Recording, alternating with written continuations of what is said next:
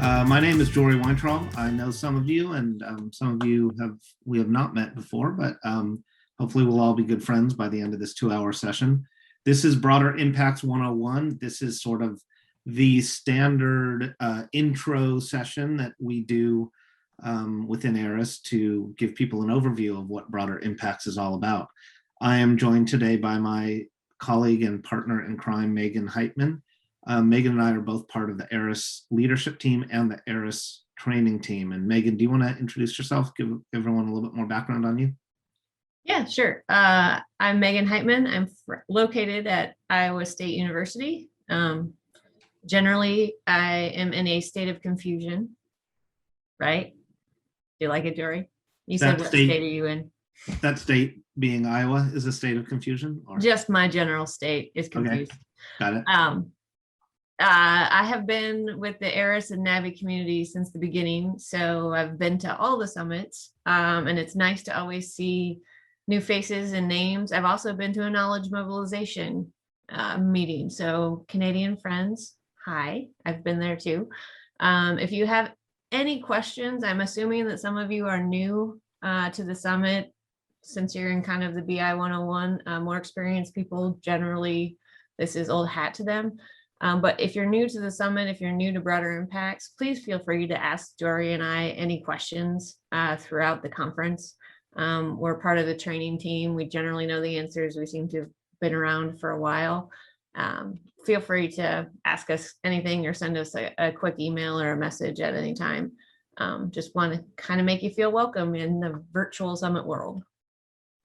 Great, thanks. And as I said, I'm Jory Weintraub. I am as Megan mentioned, we're both on the leadership team, the training team. We do a lot of the monthly webinars and a lot of other institutional visits to do workshops. Well, not visits now, but virtual visits.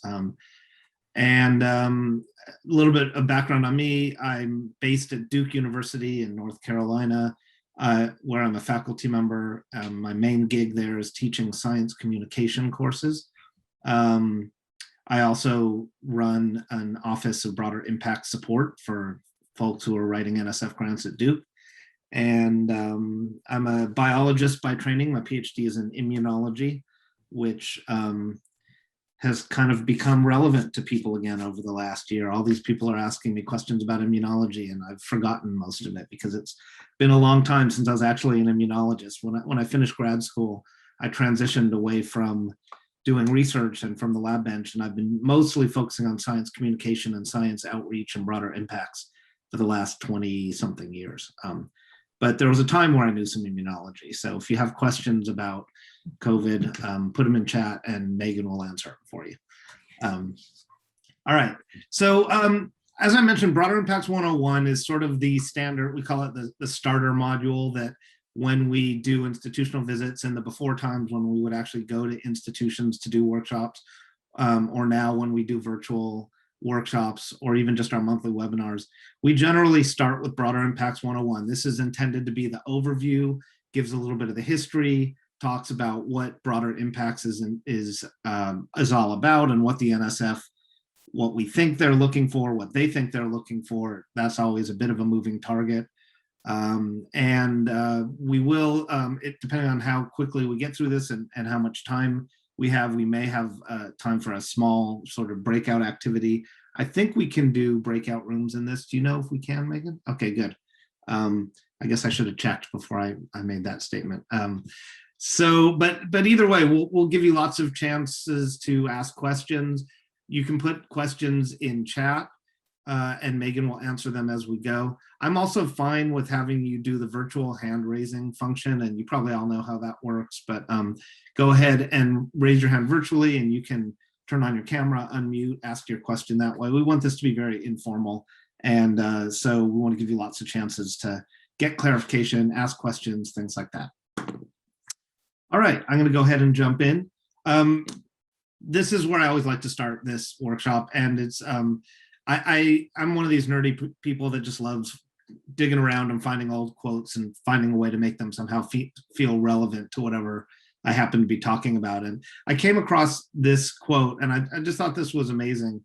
And it sort of addresses the notion that people have been thinking about research impacts or the impacts of research for quite a long time, longer than you may have realized.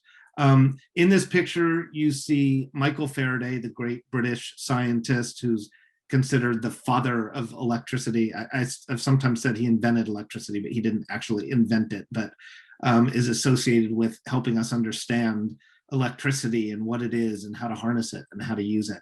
And when he was doing this in 1850, he was asked by the UK Minister of Finance, what is the practical value of electricity?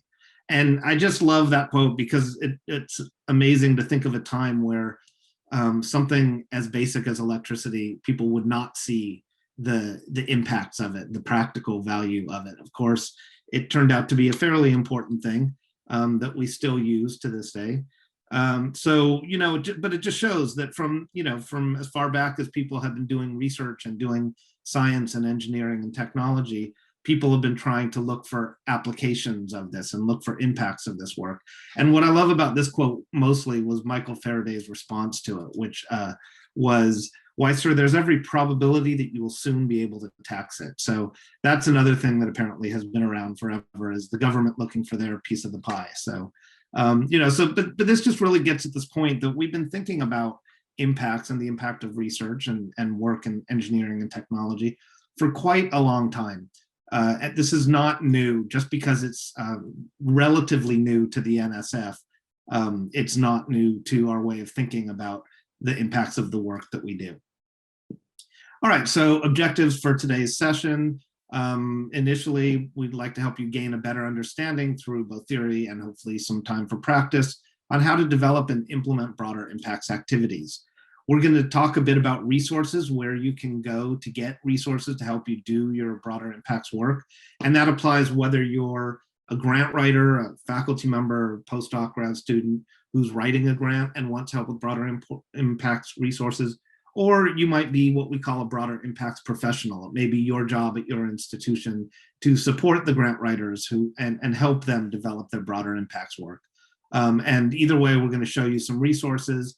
We're not going to spend a ton of time on that in this session, because this afternoon, our colleague on the training team, Janice McDonald, is going to be leading a 2-hour session specifically on resources that ARIS has put together to help with broader impacts.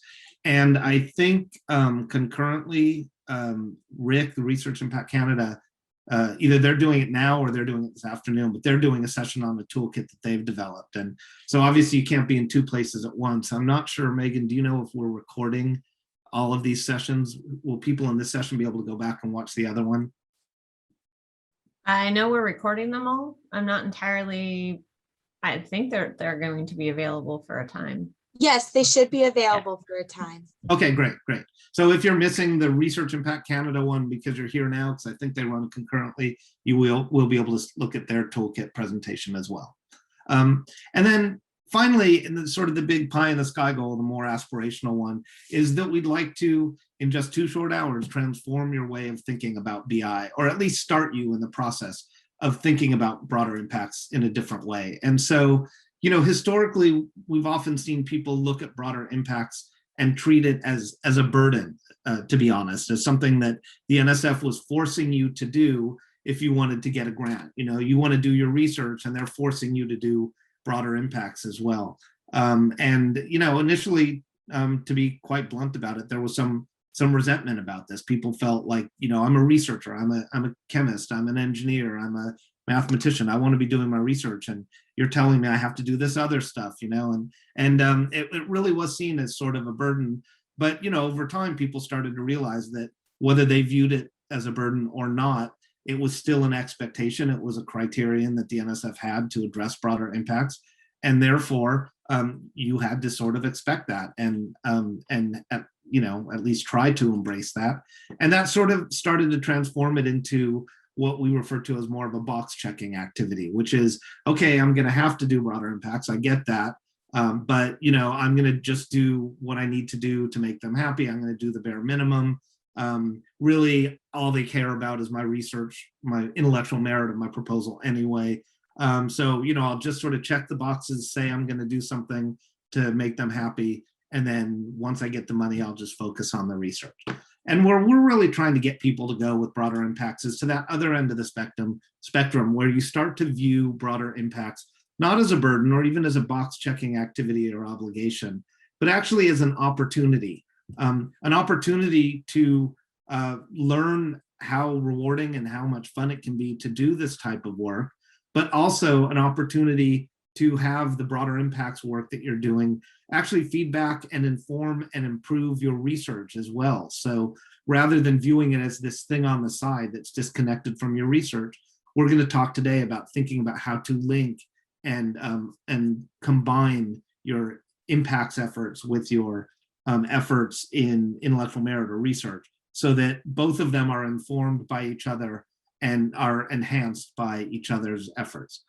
So that's really where we like to go with this. And obviously, we're all in on the idea of broader impacts. And we've been thinking about this, we being people in the ARIS community, for several years now.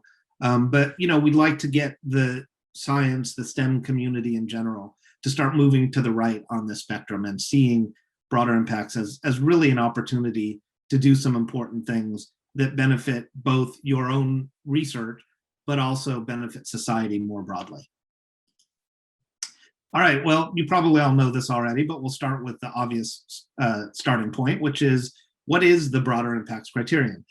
Well, all NSF proposals, every single one, from a graduate student GRFP all the way up to a multi-year, multi-million-dollar NSF funded center, every single one of those proposals from the NSF is evaluated on two criteria. The first is intellectual merit, which is essentially the research that you're proposing to do, whether it's science or engineering or social sciences or mathematics. What novel research questions are you proposing to ask and to address through your research? And that's what most people traditionally think of as the meat of a grant proposal is, grant proposals are to allow you to do research. And so what's the research you're proposing? That's the intellectual merit in an NSF proposal. The other criterion, of course, is the broader impacts criterion. And in the NSF's parlance, the broader impacts are the potential of a project to benefit society or advance desired societal outcomes. Now, practically, when people think about broader impacts, often what they associate it with a couple things. They will either associate broader impacts with outreach, with some sort of public engagement, whether it's going into schools or museums or science centers or out into public venues. Or the other thing, and sometimes a lot of times there's overlap in this, but the other thing that people often think of when they think of broader impacts besides outreach is diversity work, what the NSF refers to as broadening participation. So projects and activities that are intended to increase diversity in STEM disciplines. And again, there can be a lot of overlap between those two areas, but most people who don't have a lot of familiarity with broader impacts think that the way to address the broader impacts criterion is through one or both of those two things. And those certainly are great ways to address the broader impacts criterion, but as we'll see over the next few minutes, there are lots of other ways to do that as well. So that's not the only way you can do it. And I think it's important to think more broadly about the ways you can address that criterion. So we'll talk more about that as we go through the workshop. Quick timeline, just to get everybody on the same page here. The NSF recently celebrated its 70th birthday. It was established in 1950. The first time that the term broader impacts appeared within the NSF was in 1981, when it was one of 4 criteria that had been established to evaluate proposals. But it wasn't until 1997, so we're just talking 24 relatively short years ago, that the criteria were simplified to the 2 that I've just mentioned, intellectual merit and broader impacts. And since then, in those ensuing 24 years, largely what has been going on within the NSF as far as broader impacts goes is really just sort of a progressive reiteration of what they're looking for and underscoring that this was really an increasingly important priority to them. So whereas maybe in 1997, you could have gotten away with addressing it more as a box checking activity, over the years, NSF has continued to put out announcements and dear colleague letters and run workshops and trainings, and of course, invest in establishing NABI, which was the precursor to ARIS, and then in 2018, funding ARIS. And all of these things have been efforts to tell the community, no, folks, we take this seriously. Broader impacts really matters. And so that's where we are now. Is, you know, ARIS has been around for about 3 years now. And, you know, there's increasingly, we're hearing conversations all the time within the NSF about the importance of broader impacts. So this is sort of just a general timeline to give you a sense of how long it's been around. Now, you probably all know this, but currently the NSF is the only federal funding agency in the United States that has an explicit broader impacts requirement or criterion. Some of the other funding agencies, the National Institutes of Health or USDA or Department of Energy, some of the other ones, from time to time in their proposals will say things like, you know, please speak about the significance of the work you're proposing. Or, you know, certain RFPs, certain requests for proposals within those agencies may specifically say, you know, we'd like you to do a diversity component as well as your research or something like that. But the NSF is the only federal funding agency that has it as an explicit criterion that is used to evaluate all the proposals they get. You know, I always say this, we don't have a crystal ball, so we don't know what the future holds. But, you know, the chatter that we've been hearing over the years is that these other federal funding agencies are increasingly looking towards implementing some sort of across the board requirement or expectation for whether they call it broader impacts or significance or outreach or diversity work, but sort of institutionalizing that expectation the way the NSF has. I suspect that over the, you know, ensuing over the coming years, we're going to see more and more of these agencies really ramping up their expectations in these areas. But for right now, it's just the NSF that has that explicit requirement. Usually the way I try to explain this to people is that, for example, the National Institutes of Health supports biomedical research. And the public, especially now that we're over a year into a global pandemic, the public generally understands and appreciates the importance of biomedical research. People generally accept that investing money to help, you know, develop vaccines and things like that is a valuable thing to do. Now, with the NSF, it's often said that the NSF supports basic research. I tend to not want to use the term basic research because I think sometimes that can be interpreted as a little bit dismissive by people. So I prefer the term foundational research, because I view the research that the NSF funds as foundational to all of the other research, the more applied research and clinical research and biomedical research. You know, we wouldn't have a COVID vaccine if we didn't understand the fundamental nature of mRNA, right? So, you know, but the public doesn't always understand the importance of foundational research. They kind of want to skip ahead just to where's the vaccine, you know? And so I think that the reason that the NSF has kind of evolved this criterion, this broader impacts criterion, is that it's a way of helping the public understand that without this foundational research, you wouldn't have the biomedical research and the applied research.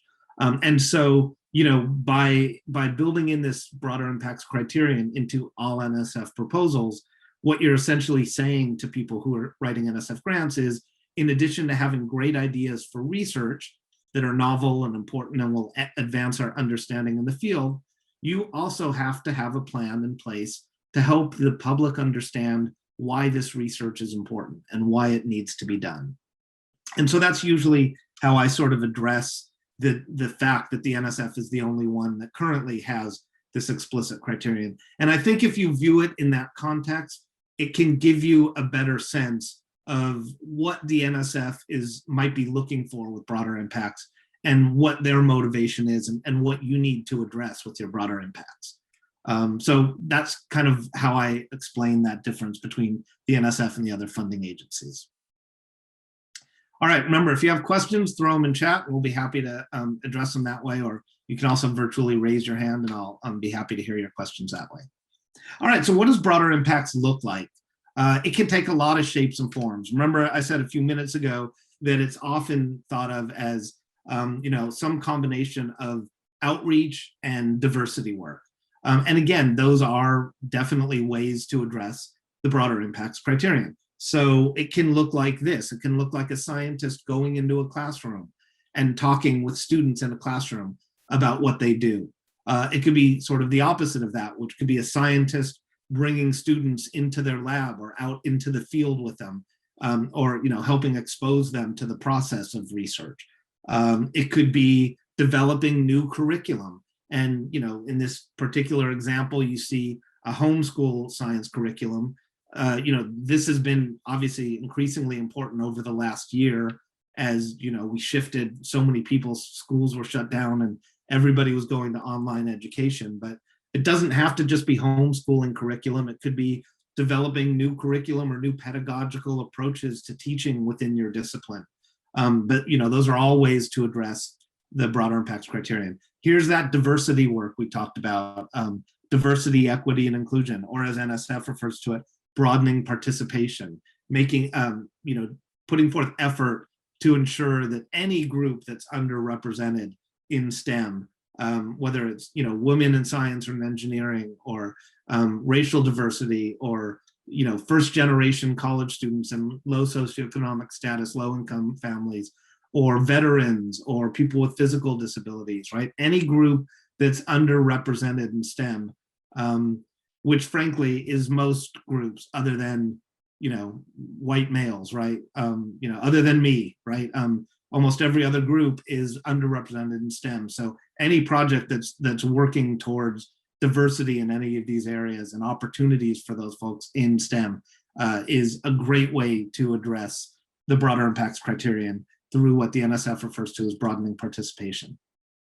It can involve things like citizen science, which is getting the public involved in collecting data that you then use for your research. So the citizen science, the NSF loves this because it's a great way to really combine your intellectual merit with broader impacts. You're really doing both because it's the public getting involved and engaged, but contributing to your research through collection of data.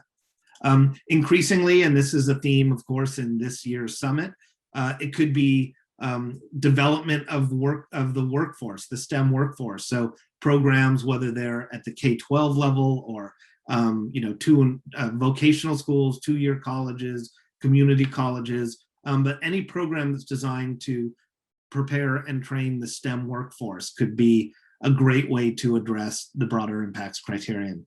And even developing infrastructure for research, enhancing research and infrastructure. So I always show this picture just because I think it's a cool picture. This is an atom smasher. This is a superconducting super collider.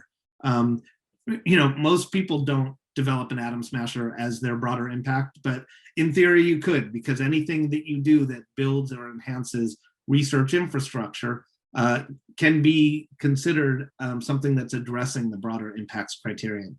So the point of this is that there's lots and lots of different ways to address the broader impacts criterion beyond just go visit a local school and talk about what you do, or host some underrepresented minority students in your lab in the summer. And again, I'm not dismissing those. Those are wonderful things to do, but those aren't the only things that you can do to address BI. All right, why do broader impacts matter? Well, there's a few different ways to answer this question. One of the more pragmatic and perhaps cynical ways is to say, well, they matter because the NSF says they matter, right? And here you see a quote from Franz Cordova, who up until recently was the director of the NSF. She stepped down last year, I believe. But she came into the NSF. In fact, it was her first public address when she took over the NSF was at the second ARIS Summit. It was called the NABI Summit back then, and it was held in Arlington, Virginia. And Franz Cordova was one of the speakers at that. And she said, that she really wanted broader impacts to be a significant part of her legacy during her time directing the NSF. And it's not just the NSF, it's Congress, which ultimately funds the NSF through the National Science Board, is heavily invested in the idea of broader impacts as an important way to lead to greater diversity in STEM and to improve STEM education and public understanding of science and all of those things. So from a very practical standpoint, broader impacts matter because the powers that be say that they matter and see the value in those. To be even more pragmatic about it, it's hard to get NSF grants. It's competitive, right? Currently, only about 23% of all proposals to the NSF are funded.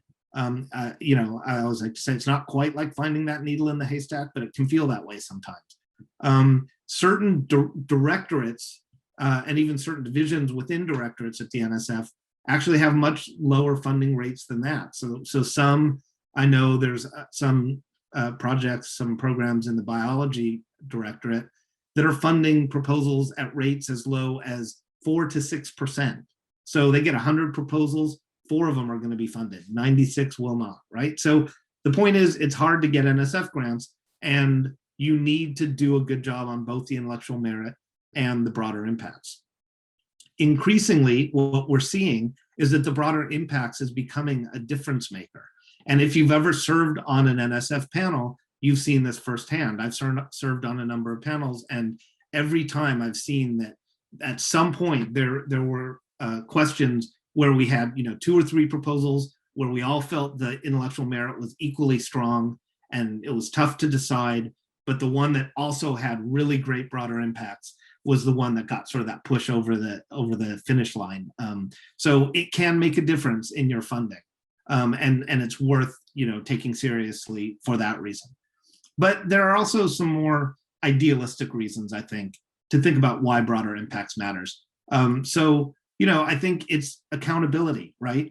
Ultimately, we're all paying for NSF research because we're all paying taxes, and it's taxpayer dollars that are supporting NSF research. And so asking the people who are writing the proposals and asking for our tax dollars to do their research, asking them to be accountable and to explain what they do and why it matters and why it's important, I think is a very reasonable thing. As a taxpayer, I want that to happen. I want the people who are being funded by the NSF to be thinking about what they do and why it matters and why it's relevant to the public. It forces researchers to think more deeply about the implications of their work and the applications of their work. It reinforces and it strengthens communication skills among scientists and engineers. Remember, I mentioned that the other gig I have at Duke is I teach science communication courses, and many of my students are STEM grad students, STEM PhD students who are going to be out there doing broader impacts work at some point. And if they don't get that training in how to communicate what they do and its relevance effectively, they're going to really struggle with engaging with the public and doing broader impacts. So I think that asking them to do this reinforces and strengthens their ability to communicate what they do. But it's the last 2 points that I think are the most important and most compelling. And one is that this is where we get our future scientists and engineers, right? By going out there and engaging the public and going into schools and going into museums and going to farmers markets and summer science camps and after school programs, we're exciting the future scientists and engineers. We're getting kids engaged in what we do and why it's important and why it's cool and why it's fun. And lastly, but I think perhaps most importantly, is that this is where we're trying to make inroads to increase diversity in STEM. And sort of a thread throughout my whole career in outreach and broader impacts has been working on diversity, equity, inclusion programs. And it's a tough nut to crack, right? It's something that people have been working on for a really long time. And change happens slowly, but change won't happen if people aren't making an effort to engage diverse learners in STEM. And so, by doing broader impacts work, this is a great opportunity to increase diversity in STEM. So I think those are, to me, the compelling reasons. I always tell people, I said I run this office at Duke for broader impact support.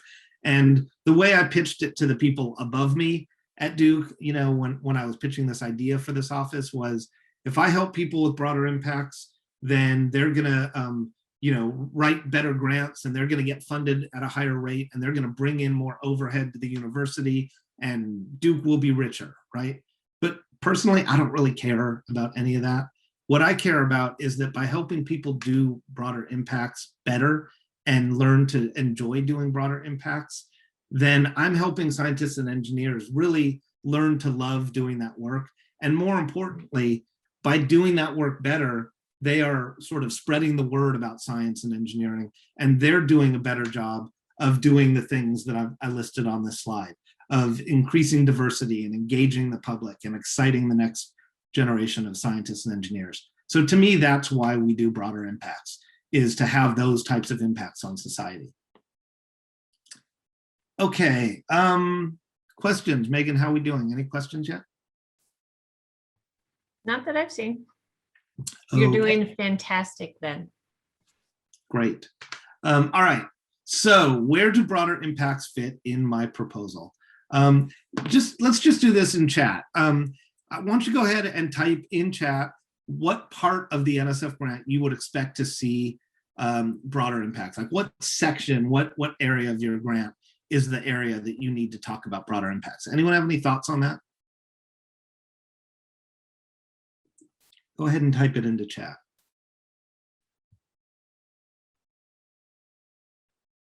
All right, looks like they all got the punchline already, Megan. Yeah, so it's kind of a trick question, right? Because, often people will say, well, that one section where there's that one paragraph with the broader impacts heading, or, at the end of your project description, and that I think used to be the way people really thought about broader impacts, was that it was, this thing you just sort of mentioned on the one-page project summary, and then you mention it in the last page or so of your project description, the narrative of the grant. And other than that, it doesn't really appear. And again, what we really advocate is changing your way of thinking about that. And the short answer is everywhere, right? Everywhere that broader impacts is relevant to your proposal, it should be discussed in your proposal. So it certainly should be on that one-page project summary. In fact, there's, you have to have a paragraph that says intellectual merit and a paragraph that says broader impacts. And if you don't have that separate heading, then they won't even consider your proposal. And it certainly should be discussed in the narrative, the 15-page, for most grants, the 15-page project description.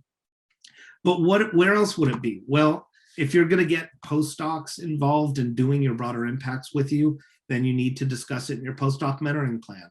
If you're going to be collecting data while you do your broader impacts work, which you almost certainly should be, because we'll talk in a few minutes about the importance of evaluating your broader impacts activities. But if you're going to be collecting data, then you should address it in your data management plan. Certainly, we encourage people to seek out the right partners for doing BI work. And in that case, you should certainly have letters of collaboration from potential partners. Is it going to cost you something to do your broader impacts work? Then it should absolutely appear in your budget section of your proposal. So anywhere that it's relevant, which in my opinion, it generally tends to be everywhere, that's where broader impact should appear in your proposal. And we often share this quote from an NSF program officer who says specifically, the best broader impact plans are seamlessly integrated into the research. So, from the day you sit down to start thinking about writing your grant proposal, which hopefully is, at least 3 or 4 or 5 months before it's due, or before you've decided to submit it.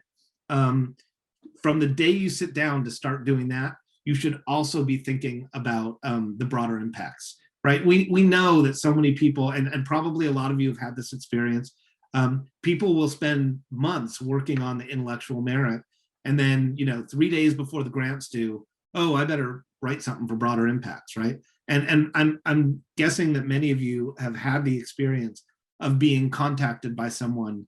If you work at a museum or a science center or something like that, you've probably had someone reach out to you and say, I'm working on an NSF grant.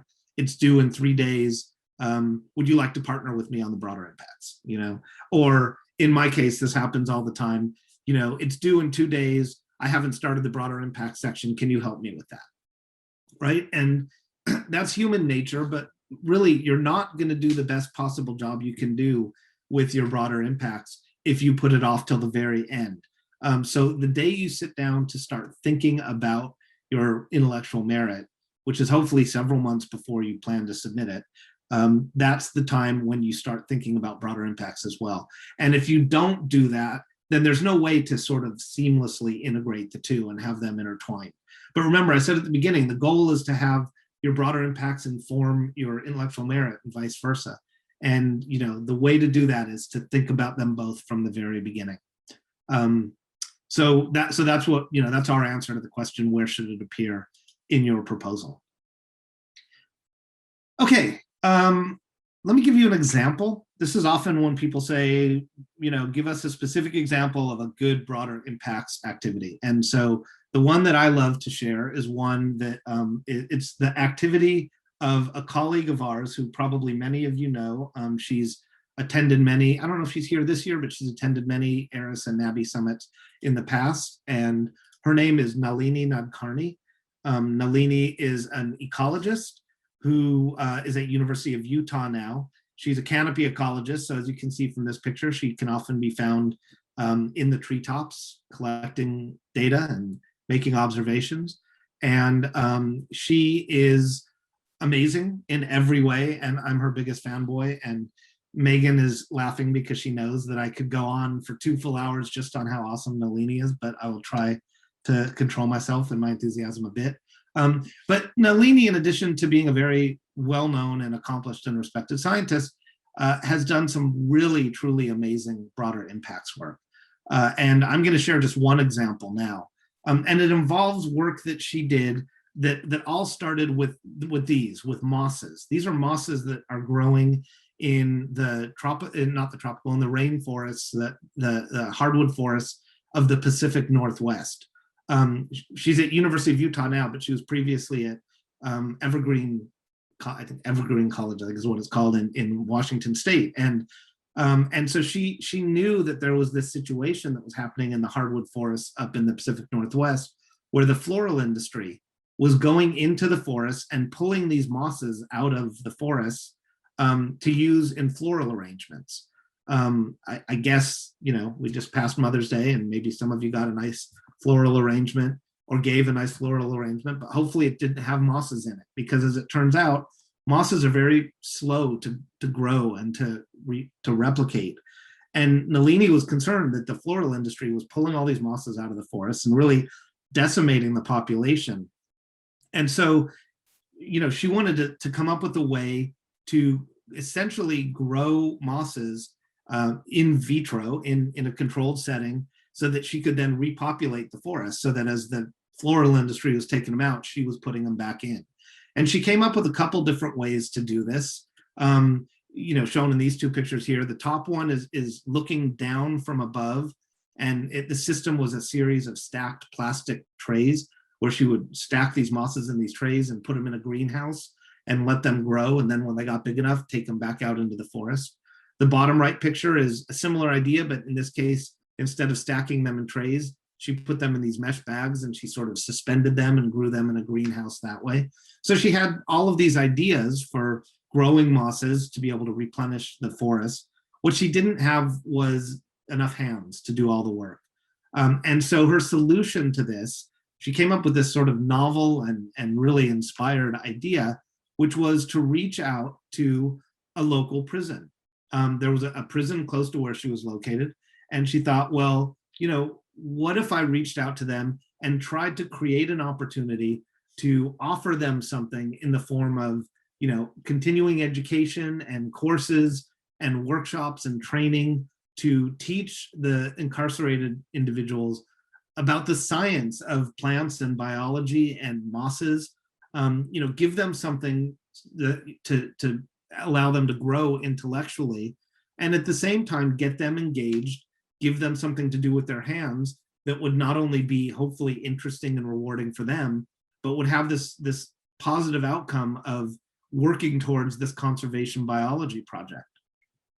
And so she pitched this idea to the warden of the prison, who had this great sort of vision that this could potentially be a really good thing, and agreed to have her come in and start doing this. And I want to be really clear and emphasize this was 100% voluntary. Nobody was forced to do this. No incarcerated individuals were told, you have to do this. This was not a chain gang or anything like that. This was simply an opportunity that people could sign up to do if they wanted. Beyond that, it was considered a privilege, right? It was something where they were told that, if you misbehave in any way, you will lose the privilege and you won't get to do this work. But what ended up happening was that she identified these guys who were really interested in this, really intellectually curious. You can see, here's a picture of an individual who is identifying mosses using a moss identification book that Nalini provided. So she gave them courses and workshops and hands-on pieces. And then she had them start doing actually growing the mosses in the greenhouse. And it turned out to be a very successful project. They came up with all these, ways of growing these things. They got some important science done. And what it led to was the prisoners, the incarcerated folks asking for more opportunities to do this. They really enjoyed it. They really felt like it gave them something to do, something that felt valuable and rewarding to them. And so it grew into this whole additional series of conservation biology projects that Nalini led, and that the incarcerated individuals worked on. And I won't take the time to talk you through each one of these, but I do encourage you to check out her website on this, and you can read about all of the great conservation biology projects that she did with these guys and continues to do with them. And then turned out that some of the guys said, well, we don't really want to do the work or take the classes, but maybe you could just do short talks and nature talks and something that would be a little bit less of a commitment than taking all these courses and doing all this work in the greenhouse. And so she started delivering a series of just short nature talks at prisons around in her area. And it wasn't just Nalini. She got her colleagues, her faculty colleagues, and her postdocs and her grad students and even undergrads involved in doing this work. And then it spread to women's prisons. And then it gave rise to this project working with prisoners who were in solitary confinement, where she would project, for the 1 hour a day that they were let out of their solitary containment cell, they were shown these, images of nature projected onto a wall. And even something as simple as that to break up the sort of monotony of 23 straight hours in solitary confinement led to really unanticipated findings, like these reports that prisoners who viewed nature videos were 26% less likely to have violent infractions than those that did not see them, right? And she heard other anecdotal reports, such as there were decreases in fights, and she has talked about evidence that there's decreased recidivism for prisoners who worked with her and then were released from prison and were less likely to commit crimes and become repeat offenders. And the ultimate story here about this is one individual she worked with who hadn't even finished high school when she started working with him when he was in the prison.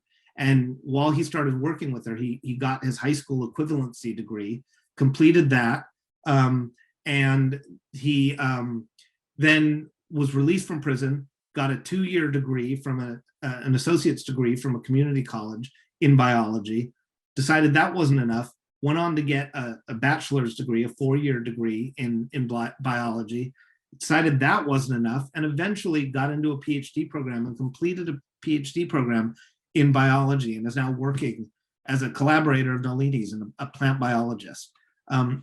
Talk about transforming a life, right? This is someone who didn't even have a high school degree when he started working with her. And the thing that I really want to emphasize, and here's where you can read more about her work with this. And Megan, I think you might have a link to this that you can put in chat, perhaps.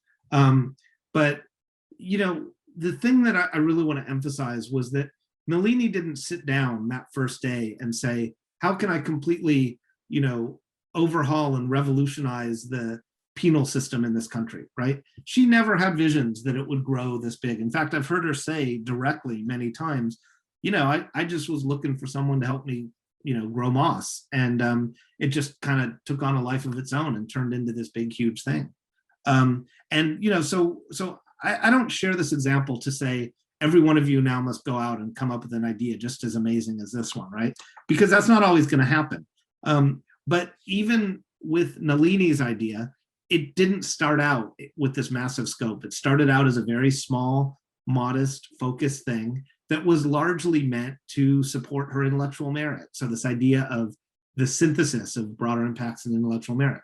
Her idea was largely meant to help her come up with, ways to do this work, this conservation biology work, and it just expanded into this marvelously successful program.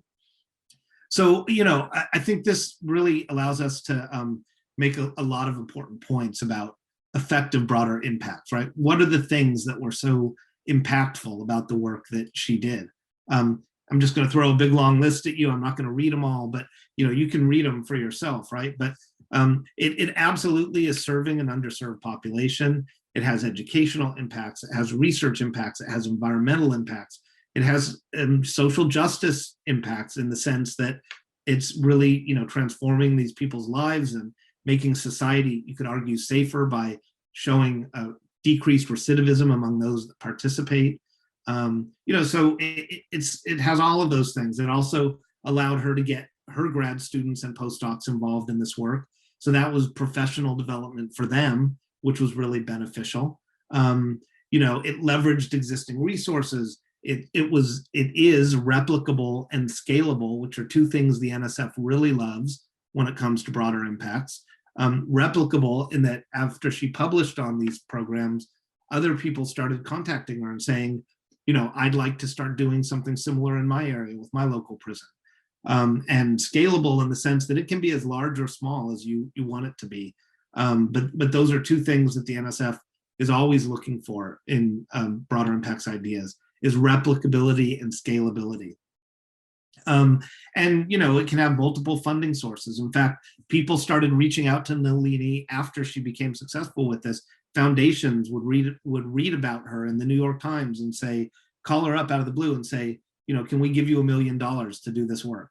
So, who's going to say no to that, right? We don't often get a phone call out of the blue, someone wanting to give us $1 million to do what we're already doing. So, there's just so many great things about this. And again, I want to emphasize that it didn't start out on this massive scale. So, it's okay to think in a more focused way, but always with your mind open to ways that you can expand and you can have a good idea grow into a great idea that is also huge.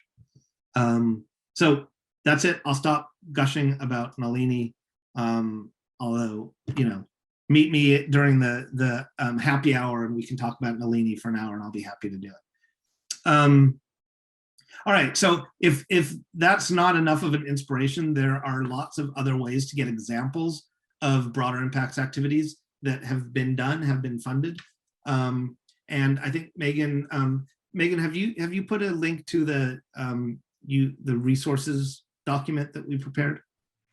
I'm trying to do that right now. Okay. Actually. So Megan and I have prepared a resources document. We'll put a link in chat and then you'll be able to just download it as a PDF. And it includes the 2 links that you see on this screen right now. It'll also include links to some other resources we're going to share with you in a few minutes. But these are just 2 more sites that you can go to. One is from the Georgia Tech Office of Sponsored Programs. One is from COSI, which is the Center on Ocean Science Education Excellence.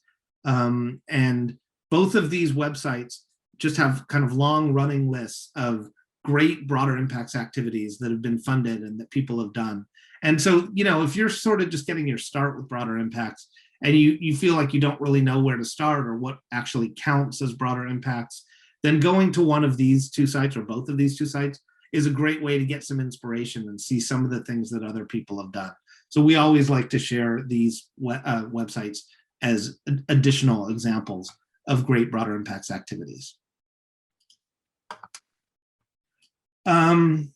Okay, let's move on to the nuts and bolts. Creating a broader impacts plan. All right. This is really, we've talked about why, and we've talked about some examples, and we've talked about the history. Let's talk about how you actually sit down and create a broader impacts plan. I always tell my own students, avoid all text bullet point lists, and then here's one, and I hate them. So I'm not going to spend a lot of time on this, but I will say this is straight from the NSF's website.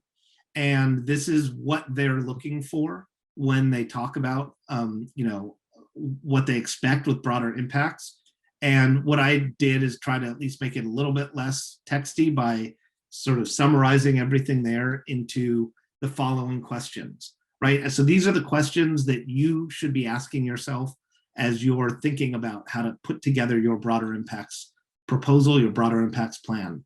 You want to address, what are you going to do? I mean, seems like an obvious starting point, right? What activity or activities are you proposing to do for broader impacts? Why do you want to do those activities? What's your rationale?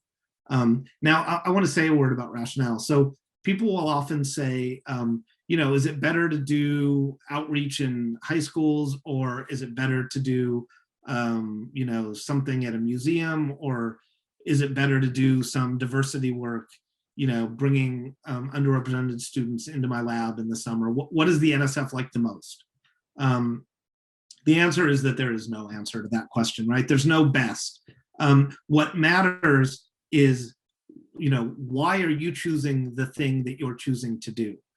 We'll talk more about this in a few minutes, but you don't need to try to figure out what's the thing that the NSF likes best. What you need to do is figure out what makes sense for you to propose to do as a broader impacts activity, and then present your rationale for doing that, right? So you may choose, for example, to for your broader impacts to focus on recruiting first-gen college students, going into high schools and identifying students who would be first-gen college students, and then developing programs to get them excited about going into college and studying the STEM.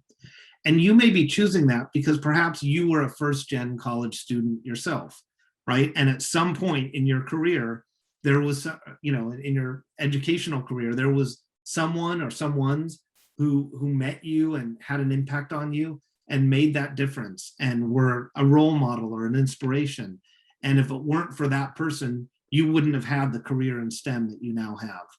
And so you may feel a real drive to give back by being that person, becoming that person for potential future first-gen college students. Now, if that's your narrative, then you should absolutely discuss that in your proposal. That's the rationale, right? That's the why do you want to do it part. And I think oftentimes people just get focused on talking about what they're going to do, but they don't include that storytelling component, that rationale or that narrative about why they're choosing to do that thing, right? And again, there's no perfect thing. There's no thing the NSF likes best.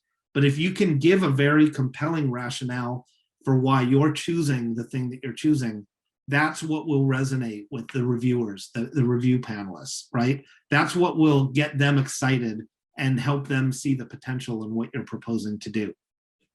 So you not only need to describe what you're going to do, but why you want to do it. What's your rationale? What's your motivation? And then the nuts and bolts, how are you actually going to do it? Is it going to be a summer science camp? Is it going to be an after-school program? How many people are going to be involved? What resources do you need? Who's going to do it? Is it going to be you and your grad students? Are you going to have the undergrads at your institution involved? Are you going to get your colleagues involved? Are you going to make it a citizen science program and you're going to have the general public involved, right? All of those details need to be discussed. And then finally, a crucial piece is, how will you know that you've done what you said you're going to do? How will you know that you had the impact with this work that you said you were going to have? And that's the evaluation component. And evaluation in and of itself is a huge topic. We certainly don't have time to go into a lot of depth with that in this particular workshop. I'll talk a little bit more about it in a few minutes, but I can't remember, there's almost always at least one or two sessions at every NABI summit on evaluating broader impacts activities. And it's also something that we do monthly webinars, Megan and I and Janice McDonald on the training team. And we have one coming up, I think next month, on evaluating broader impacts activities. So if you want to take a deeper dive in evaluating BI, consider signing up for that webinar that we'll be doing next month on that. Okay. So if you're working on a proposal and you're trying to think about all these questions that I just showed you on the previous page, the previous slide, another resource you're definitely going to want to get is what we call the ARIS Guiding Principles, Broader Impacts Guiding Principles document. And this is actually, some of you, if you've been around for a while, may have seen this document, which is a pamphlet that NABI put out.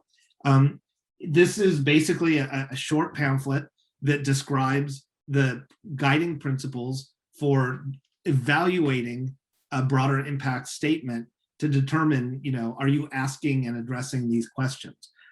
What you see on the screen before you is the version 2.0, the updated version that we just published in the last year. It's not hugely different from this old version, so if you have a copy of this old version, there's still good information there. But I would encourage you all to go to the ARIS website, researchandsociety.org, and you can download this document before you for free. And as you can see, it's just sort of a quick overview, but it has this series of 5 questions, which essentially are capturing the information that I mentioned in my previous slide. And then the last page is sort of keywords and key pieces of, kind of a glossary of broader impacts. This is a really useful document.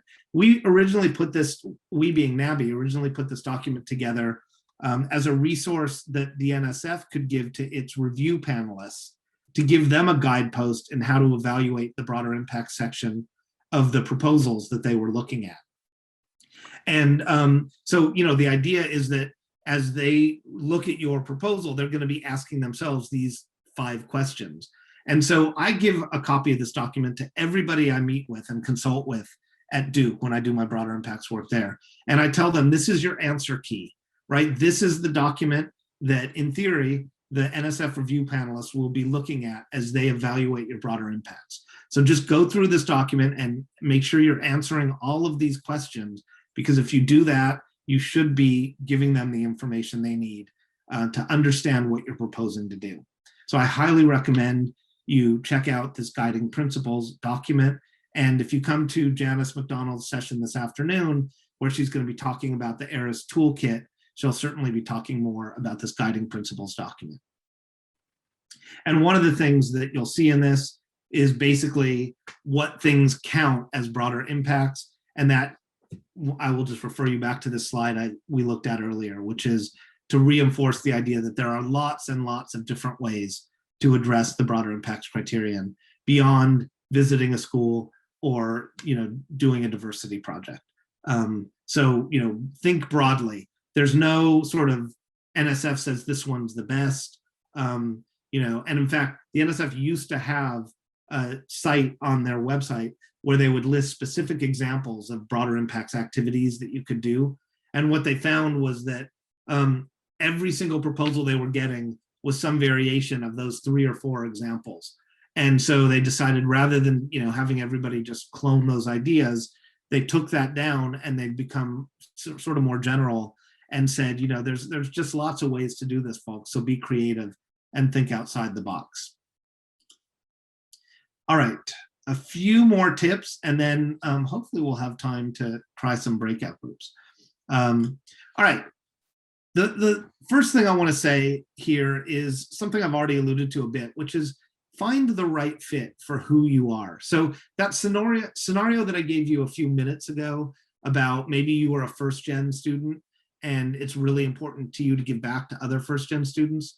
That's kind of what I mean by find the right fit. Find some sort of broader impacts activity or activities that have some connection to who you are as a person, right? We always joke about this, that, the idea that someone might come to me or to Megan for consulting and broader impacts and say, I know that I'm supposed to go into a classroom and talk to students about what I do, but I hate kids, so do I have to do that, right? The answer is no, you don't have to do that. And more importantly, if you hate kids, please don't do that, right? We don't want you doing broader impacts activities that you're not going to enjoy doing, it's not going to be fun for you. It's not going to be good for the kids that you hate. It's not going to be good for anyone, right? So if that's not your thing, if going into a third grade classroom and talking about your work is not your thing, then find a different way to do it. Find a different audience to work with or a different kind of project to work on. You need to find what fits and what resonates with you.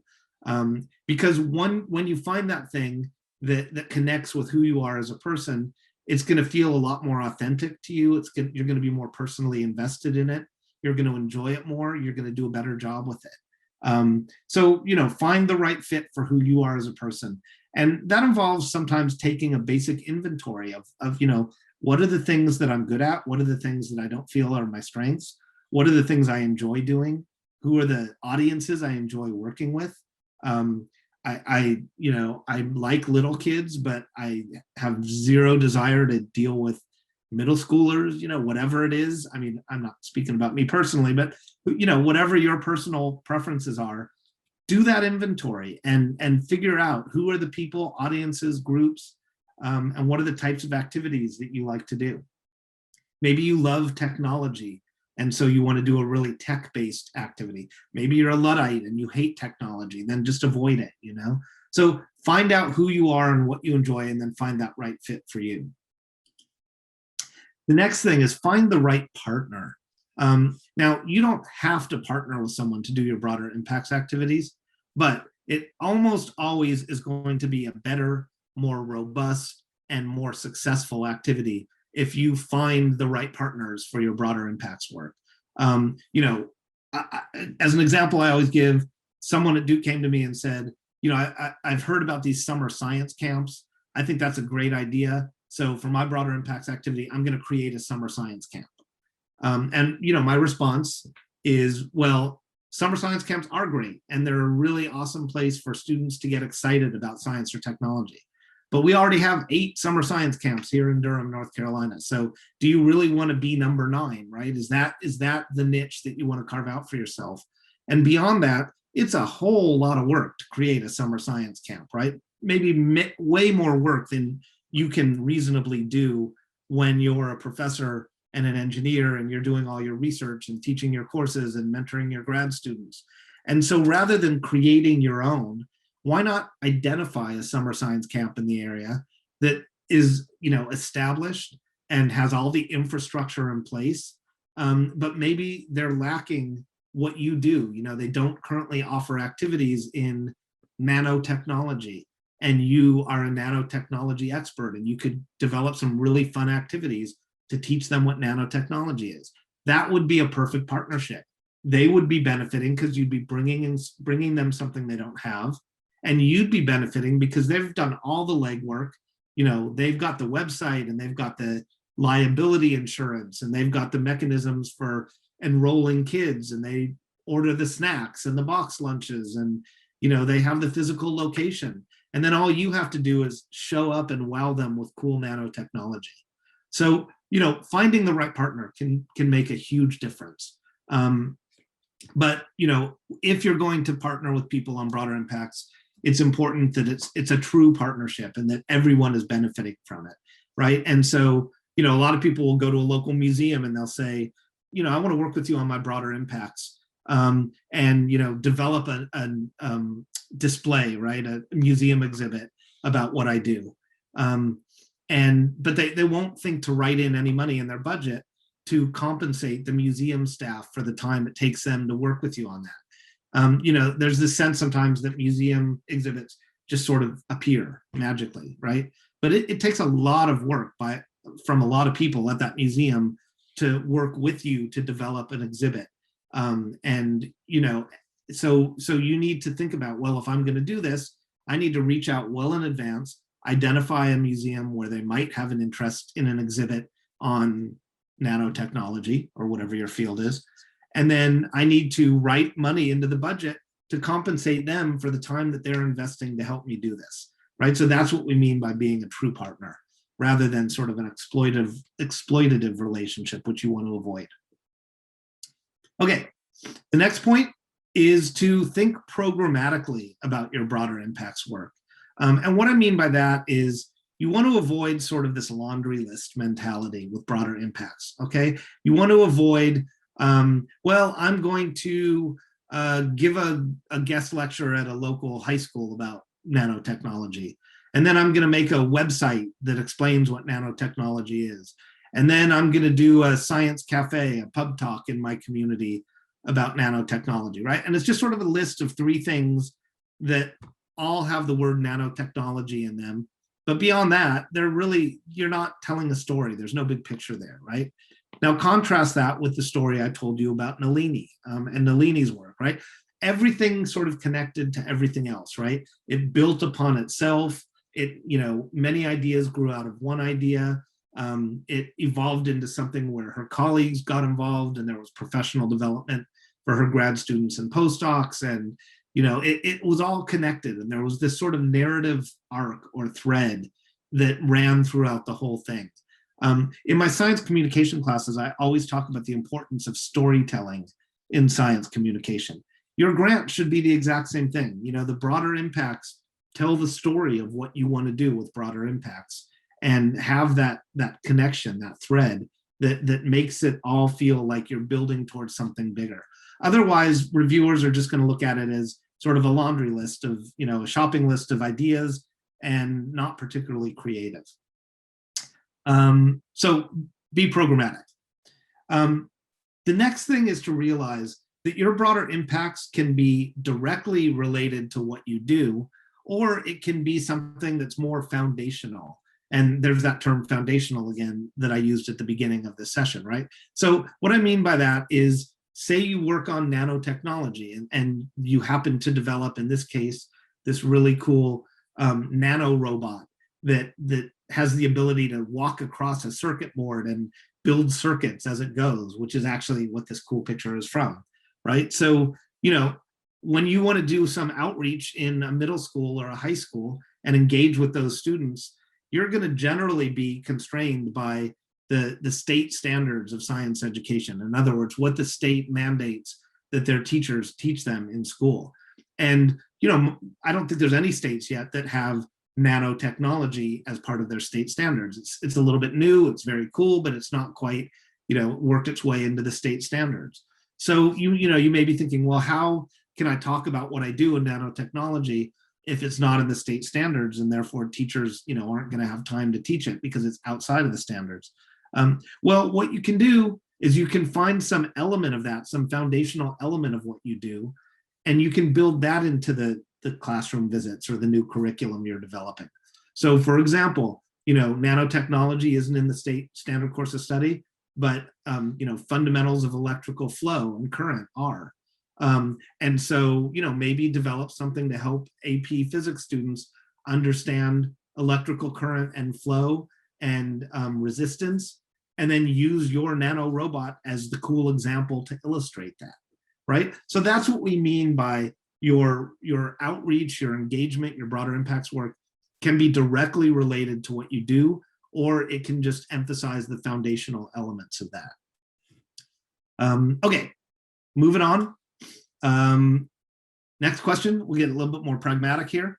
Budgeting for broader impacts. I sort of touched on this earlier, but we often get the question, should you budget for the broader impacts? If you're proposing to do broader impacts, does it need to appear in your budget?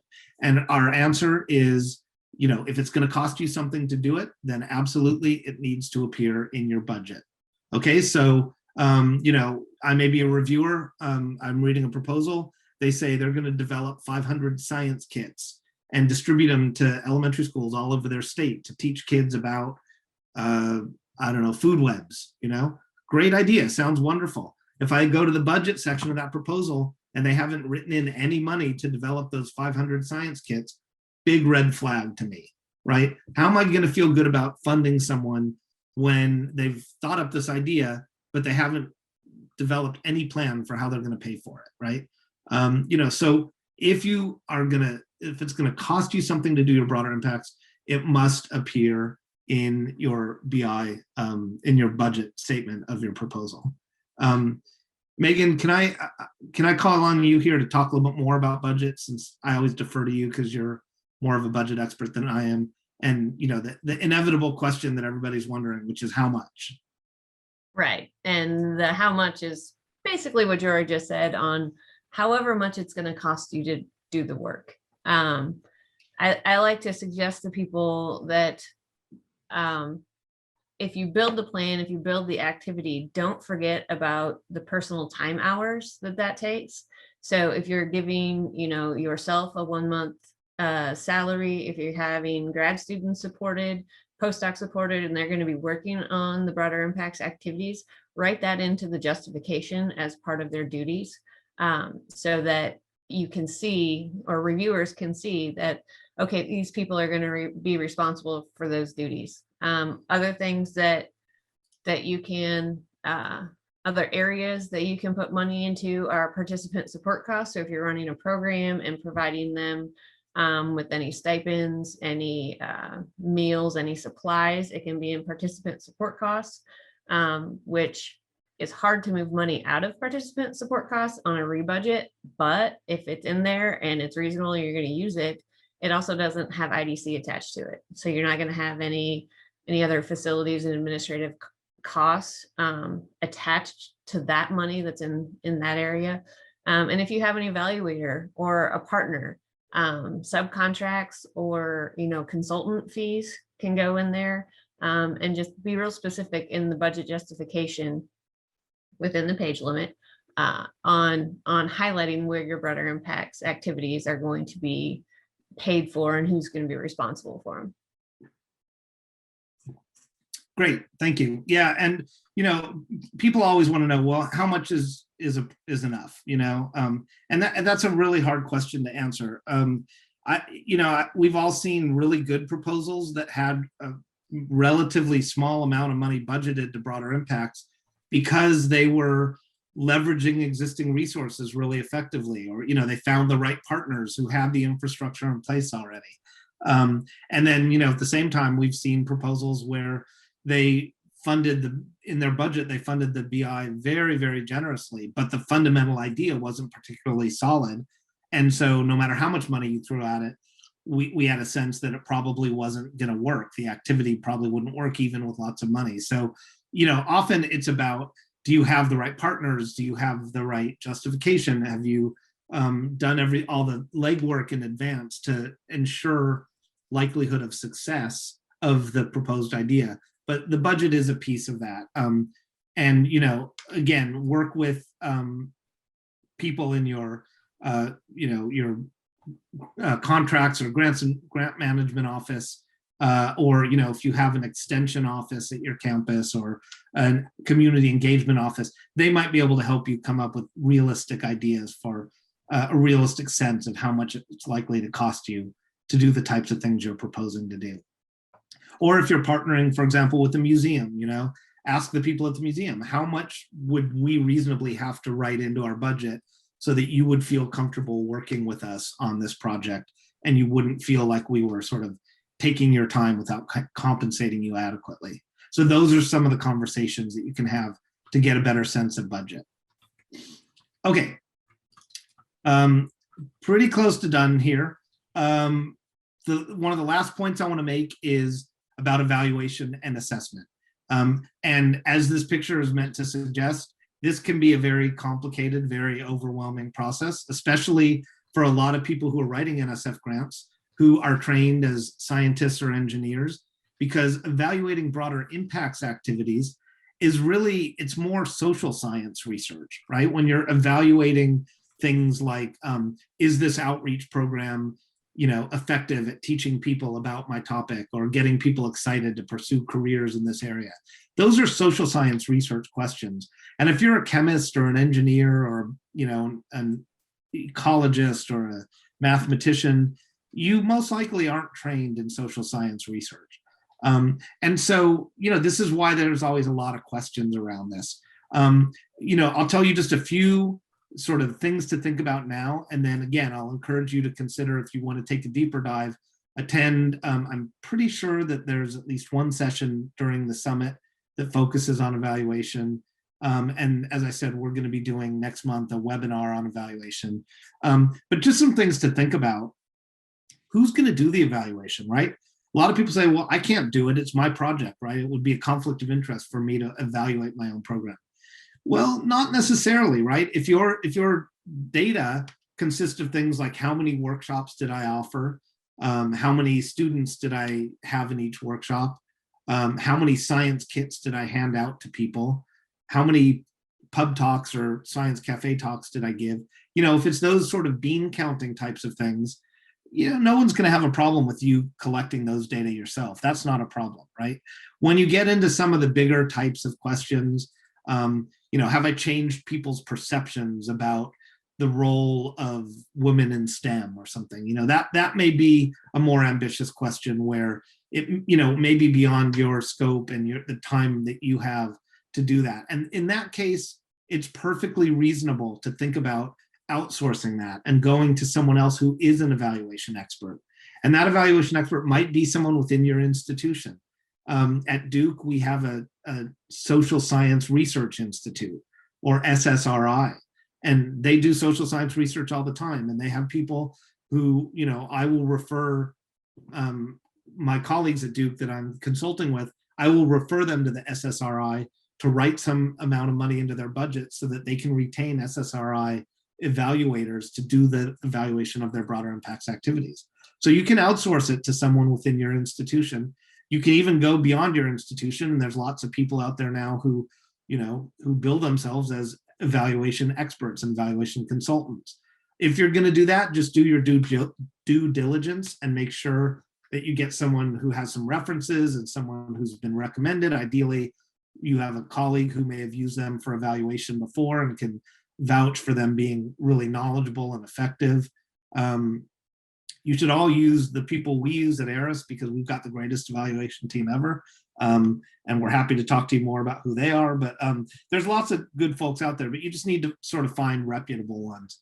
But who's going to do the evaluation really depends on the scope of what you're doing. It can be you, it can be external evaluators. It really depends. What sorts of data should you collect? What is your actual evaluation plan? We talked a little bit about this already, this idea that, it can be sort of the bean counting things, but it can also be bigger questions, right?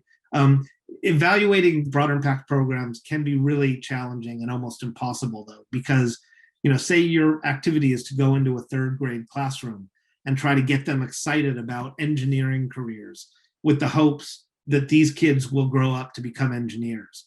Well, how are you going to evaluate that, right? They're third graders, right? You'd have to come back 25 years later to see if those kids all grew up to be engineers. And how then do you show that your 1 2-hour session with them in third grade was the thing that made them become engineers, right? So there's certain things you just can't do with evaluation, but there are more modest things that are still important and you should be collecting data on those things.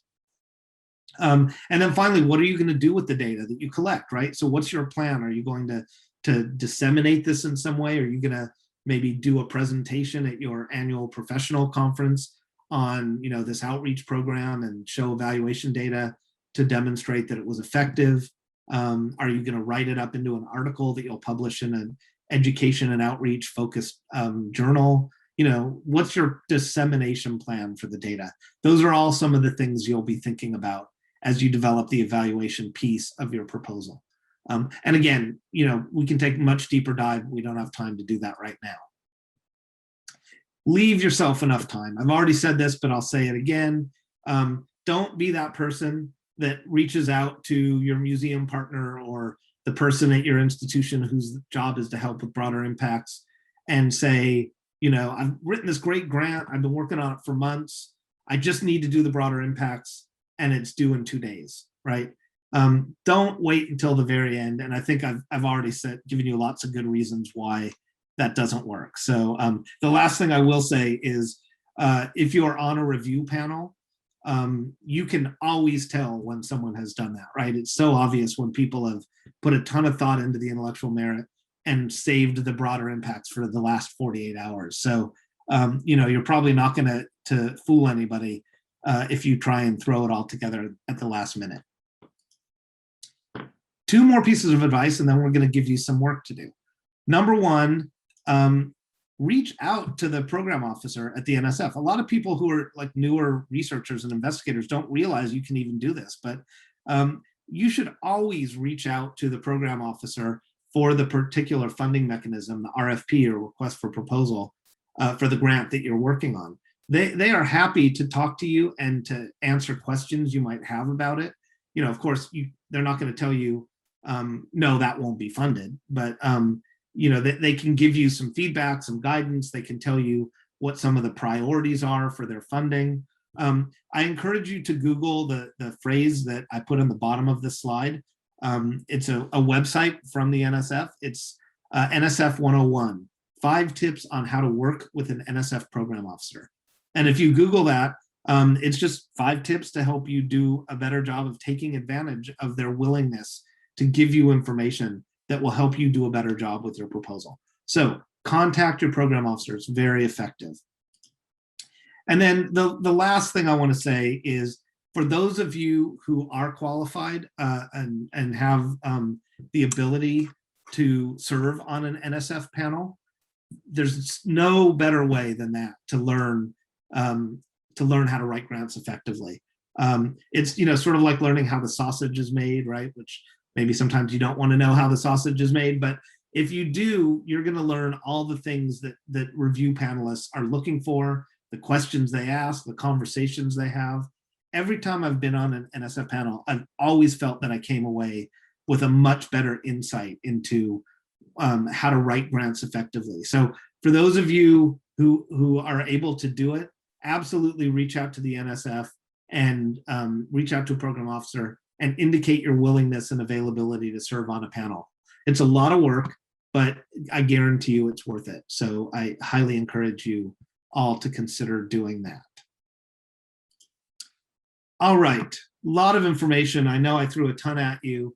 Want to give you a chance to do a little breakout now and talk and stop listening to my voice, which I'm sure you're all ready to do.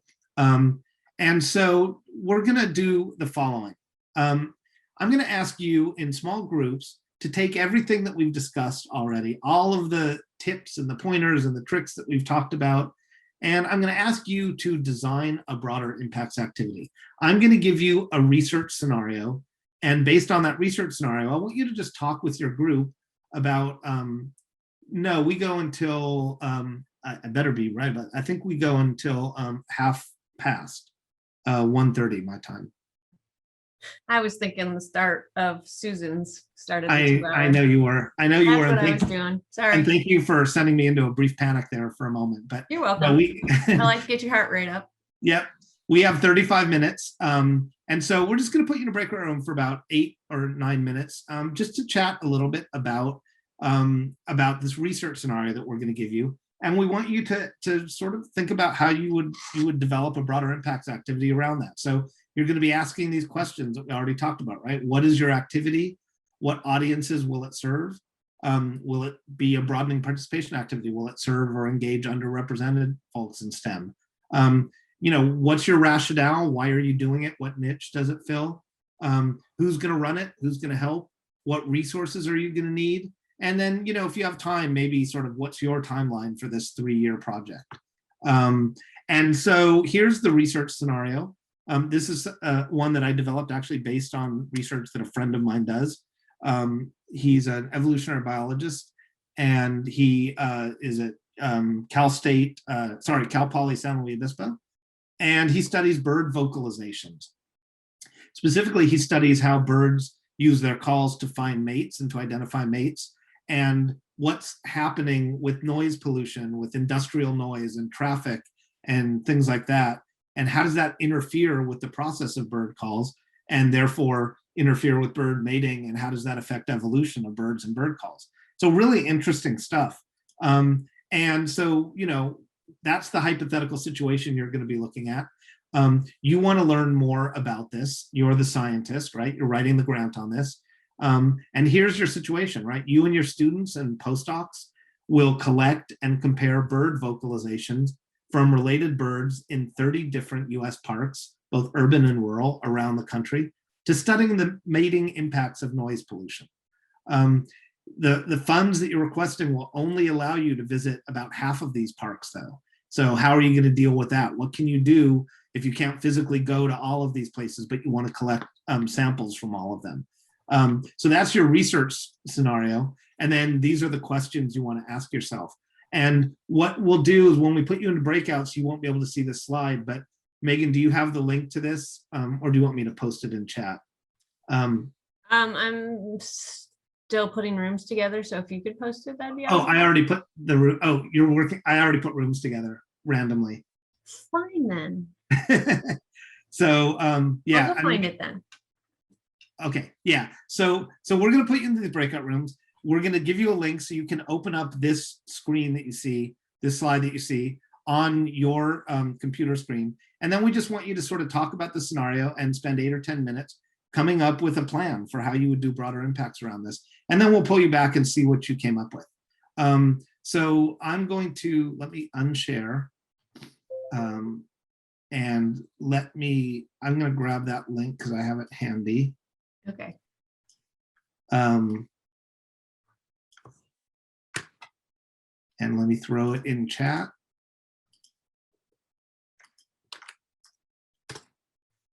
Okay, if you open up that link, that should take you to the slide I just had on the screen. And if you all do that, then you know what you're doing, what your prompt is. What I'm going to do is I'm going to go ahead and throw you all into chat now. And then we'll pull you back in about 8 minutes. So have fun. We'll pop in and out of the rooms to make sure everything's going well. But have fun, just be creative, and we'll see what you come up with. All right, let me send you off to the rooms. They are open now. See you on the other side.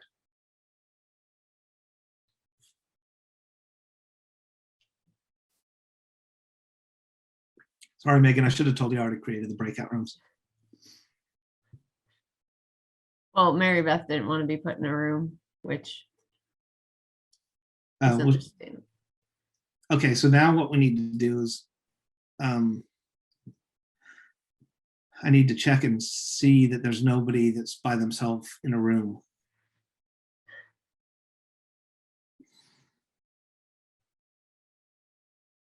I mean, kind of looked like Mary Beth was. Room 6 and room 7. Okay, I'm gonna move. And Carolyn room 5 Nicole. only has 2.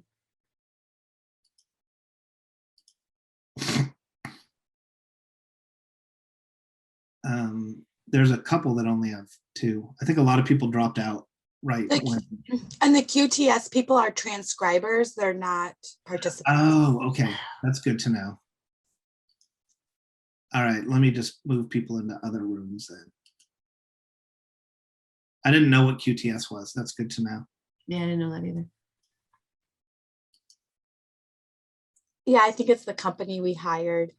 The Okay. Quality Transcribers Services or something. So they're transcribers, not necessarily. So I'm not sure if we know if there is a person who's hard of hearing, but in this room, but that would be. No one has indicated that to me, so I'm not sure. Okay.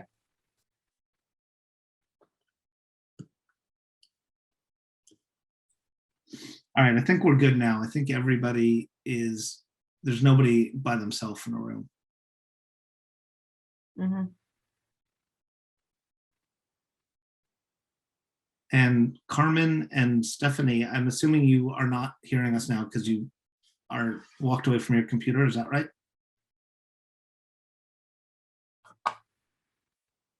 Okay. I just want to make sure they weren't trying to get into a room and not there.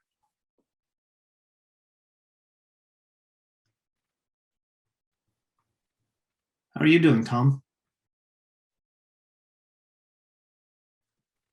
I'm spying on your session to see how my session's going to go this afternoon. Oh, okay. Doing a little bit of background check with the new thing that was put together for the background screen thing. Kind of neat little background Yeah. virtual thing. It's been a long time. I miss you guys. My goodness. I know. Feels I like was a it's little been- bit sad this morning when I was still at home. I know.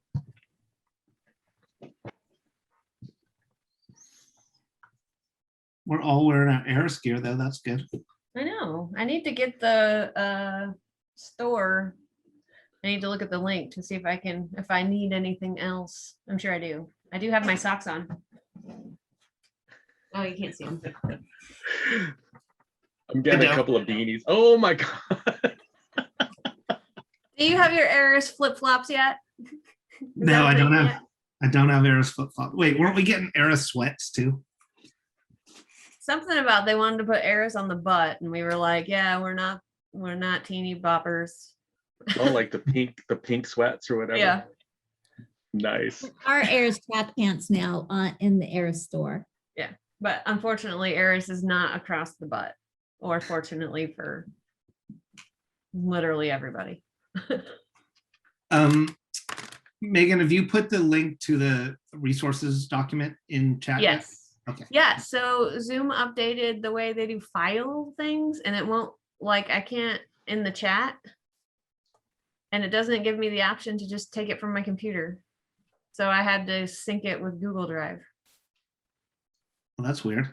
Yeah, like it gives you Dropbox, OneDrive, Google Drive Box, and SharePoint, but you have to sync it before. So I was able to put it in there.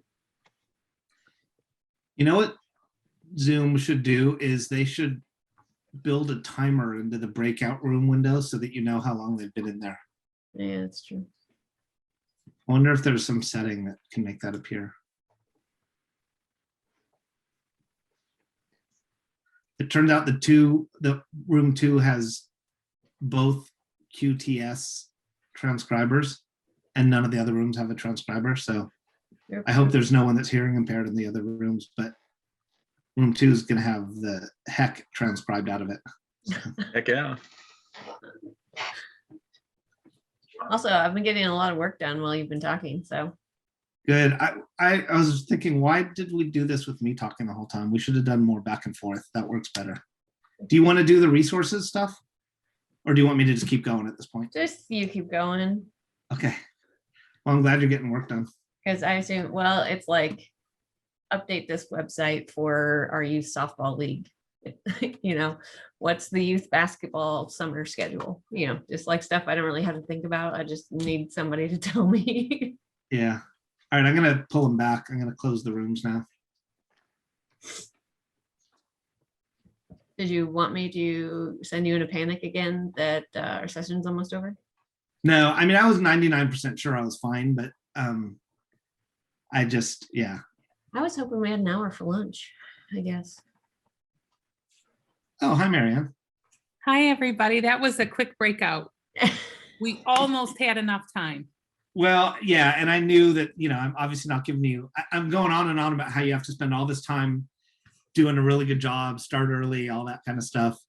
And then I give you 3 minutes to write a broader impact section. But it was more just to sort of start the conversation and, you know, more than anything was to give you all a break from listening to my voice. So, Oh, come on. It was an interesting tool too. Plus it gave us a chance to meet people from around the country for a quick minute.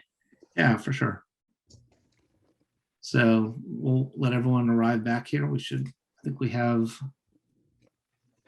most people back.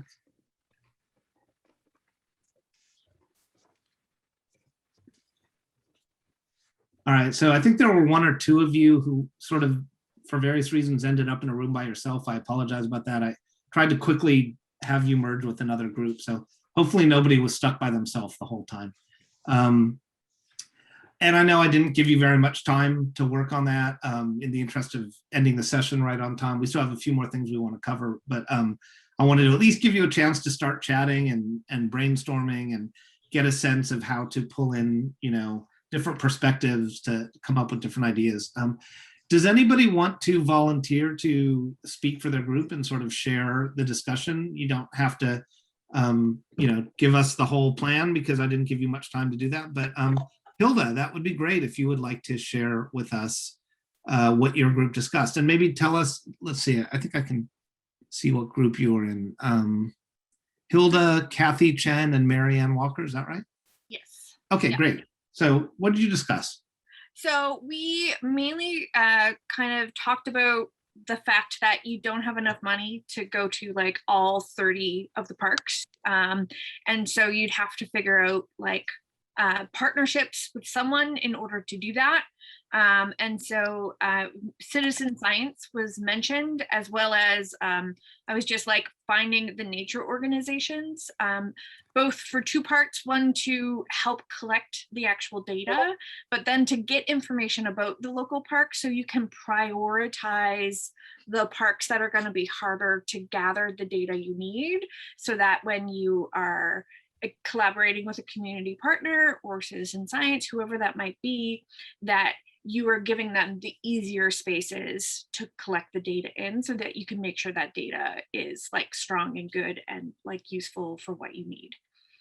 Yeah, absolutely. And Marianne or Kathy, did you have anything to add to that? I want Kathy to have a chance to chime in here. We also talked about using Audubon societies or birding groups that would be very specific to help strengthen the data for the citizen science, to make sure that we are using, you know, an audience that really understands our training that we would be putting in to train them on this birding, and understanding also that the data would have to be collected at unique times when the sound was quieter, perhaps in the morning, early hours, also in the evening, and not necessarily when the sound is the loudest during the day. Anyway, we talked about all 8 of your questions, Jory, to try to ensure that we had a solid plan. Great, great. Kathy, did you want to add anything? Or? Yeah, just another idea, but we didn't develop it, was to think about maybe engaging a middle school or high school teacher, that they could use this as a project for the class. Yeah, great. So it sounds like, even though I gave you very little time, you came up with lots of good ideas. You all sort of correctly identified my not very subtle suggestion or hint that this could lend itself well to citizen science.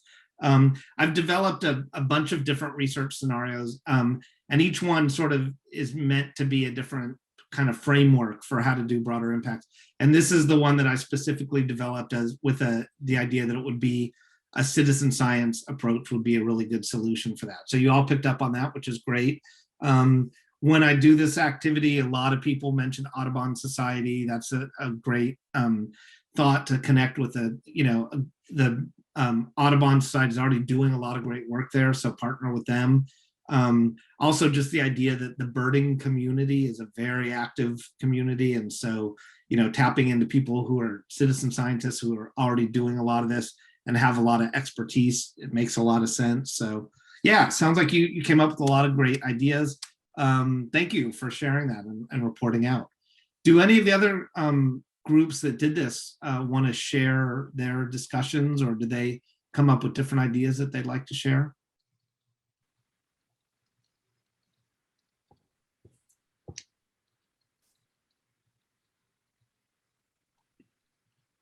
Okay, well, that's fine. Yeah, so what one of the things I like about this activity is that when we do this, especially if we randomly put people in groups like this, you always find that that a given group is going to have really diverse groups of people or individuals in that group.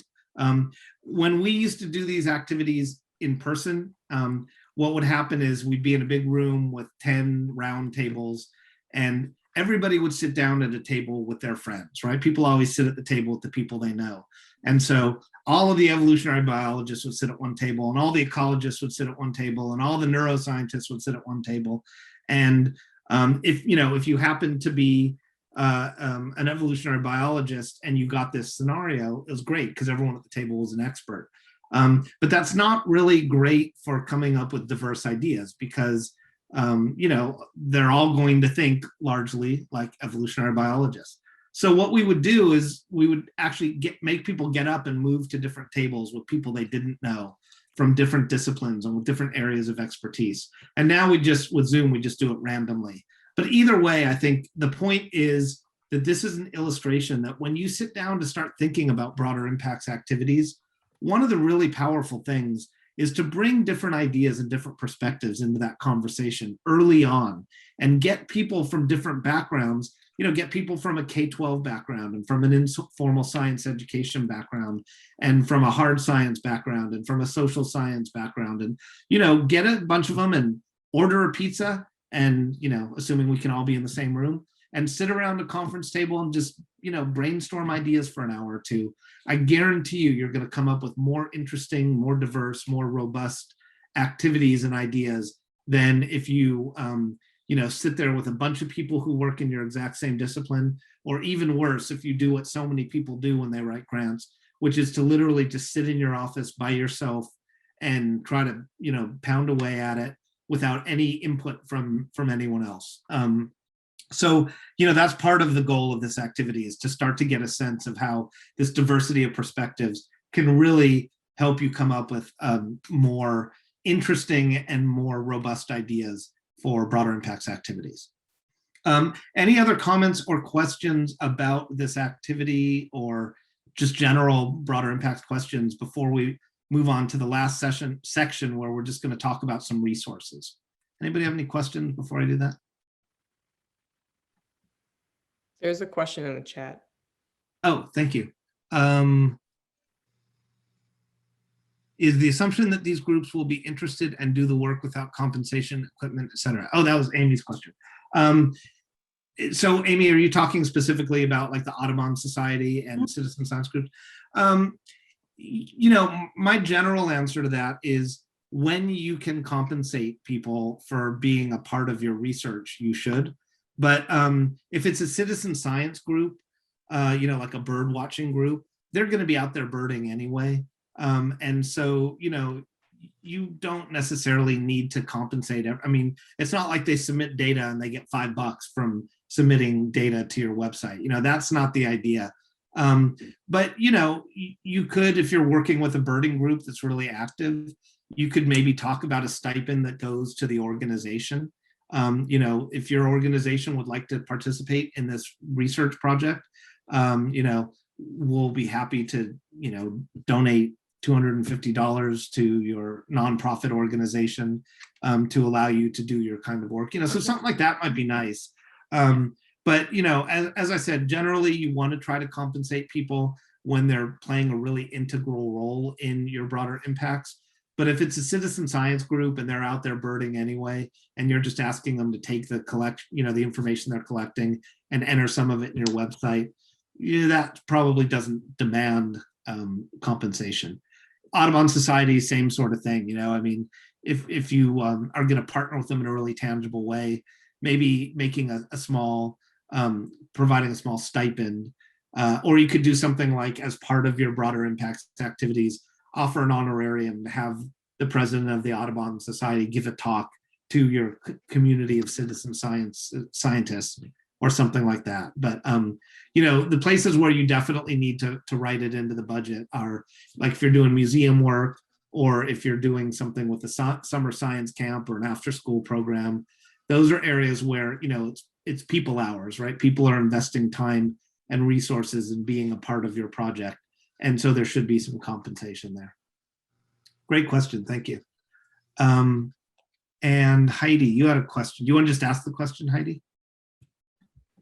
Yeah, sometimes it's easier to type it out, so I put it in there too. Okay. But yeah, my question is, do you have any recommendations for responding to faculty who still resist investing time, energy, and money in BI activities? And like kind of encountering the well, this is the way it's worked for me in the past mentality. Yeah. Especially from me, who's new to research development and advising faculty. Megan, I'll let you handle that one. You had your hand up. Well, my always tongue in cheek in the fact that I'm brutally honest is, that's cool. Just don't submit anything to NSF, because you're not going to get around it anymore. And what worked 5 years ago is possibly going to be seen as mediocre now. So and as I've found over the last 10 years of doing trainings, there is a lot less convincing of PIs now, especially young PIs, new assistant PIs who are just coming into academia, of convincing them that this is something that they should do or need to do. And it's more of, they want to know how to do it. So if you're still kind of running up to PIs that are like, well, I've always done it this way. And, if it's an argument, and say, fine, then you can do it that way. And if they get funded, congratulations. And if they don't, then they can come back to you and you hopefully try it your way.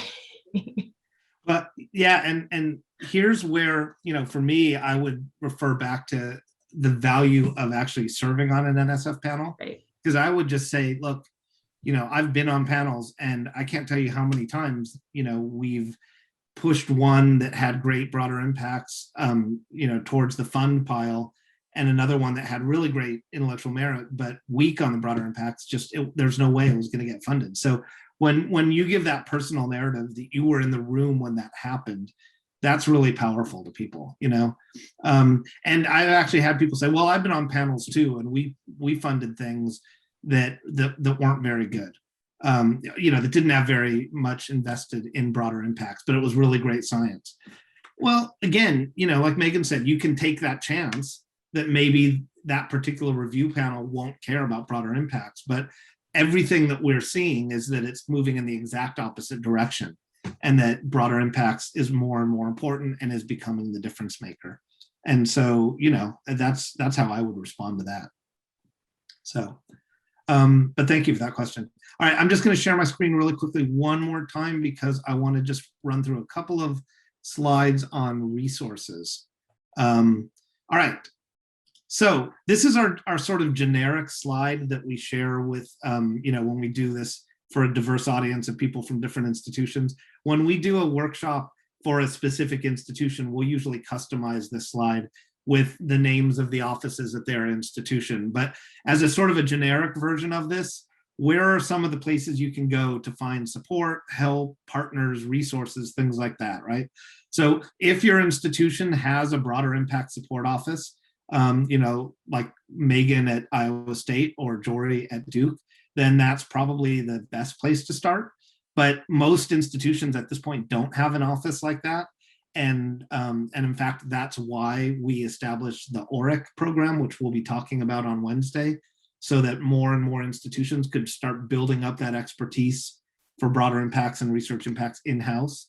But at this point, most institutions don't have their own BI office.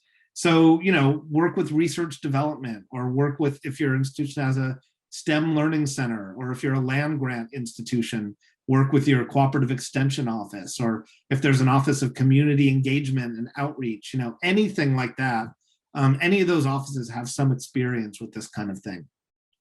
If you want to get undergraduates involved in your broader impacts activities, or you want to make undergraduate summer training like research experiences for undergrads or REUs, if you want to make those things part of your broader impacts, work with your undergraduate research office. Every institution will have one of those. For evaluation, as I said, if you have a social science research institute, that's a great place to start. If not, does your institution have an office of instruction and assessment who's dedicated to helping with evaluation of these programs? Or a center for teaching and learning, or a school of ed, or a school of social work? Any place where they do social science research, you'll be able to find some expertise in evaluating these types of programs. Thinking beyond just internal resources, where might you go to find partners? Local museums, science and technology centers, a zoo, an aquarium, nature center, any of these things make great partners. These are sort of the traditional go-to places, right? Obviously, if you want to do K-12 work, working with local schools, private schools, public schools, after-school programs. I've mentioned STEM summer science camps a number of times. But you can also work with more general organizations like the Boy Scouts of America and Girl Scouts of America, or especially if you're in more rural population, the 4-H Club or Future Farmers of America. These are all great people to partner with for broader impacts activities. Local science cafes, if your community has one of these, a pub talk or science cafe, you can certainly do that as part of your broader impacts. If they don't have something like that in your community, maybe starting one would be a great broader impacts activity to do. I've seen people do really clever, creative, inventive broader impacts activities at local farmers markets or county fairs or state fairs. I mentioned OLLI here. For those of you who aren't familiar with it, that's Osher Lifelong Learning Institute, which is, they have sort of chapters or franchises at many universities around the country. And these are short courses and workshops for senior citizens and retired folks. So, people always think younger, they think K through 12 audiences, but there's no reason you can't go in the other direction and do engagement with at local senior centers or through chapters of OLLI. And then, for specifically, if you want to do broadening participation activities, then, think about organizations like SOCNES, which is Society for the Advancement of Chicanos and Native Americans in Science, or NSBE, National Society for Black Engineers. ACES is American Indian Society, or Science and Engineering Society. WISE is Women in Science and Engineering. So, lots of organizations that you could partner with specifically to work on broadening participation. Maybe you want to do something that engages people with disabilities, work with your campus office for disabilities or Student Disability Resource Center or something like that.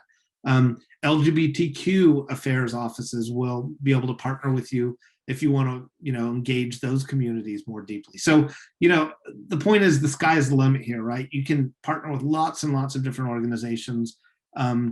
Again, you don't have to have partners in your broader impacts, but it's hard to think of examples of, of projects that weren't made better by having good partners. So, we highly recommend that you identify a good partner or good partners and work with them effectively.